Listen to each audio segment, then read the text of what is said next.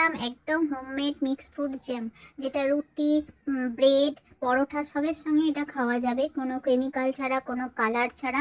দেখিয়ে দিই আমি কী কী ফ্রুট নিয়েছি। এখানে নিয়েছি কিছুটা কালো আঙুর, স্ট্রবেরি, আপেল, একটা লেবু, একটু বেদানা, আর এগুলো একসঙ্গে দিয়ে একটু গরম করে নিয়েছি। এক বাটি মতো এর মধ্যে নিয়ে চিনি দিয়ে দিয়েছি। তারপর দেখো একটু গরম হয়ে গেলে ওটা ঠান্ডা করে নিয়ে ওর মধ্যে অর্ধেক আমি বিট অ্যাড করেছি কালারটা ভালো আসার জন্য। একটু গরম করে নিয়ে তারপরে এটা আমি মিক্সার জারের মধ্যে দিয়ে একদম স্মুথ পেস্ট বানিয়ে নিয়েছি। দেখো পেস্টটা আমার রেডি হয়ে গেছে।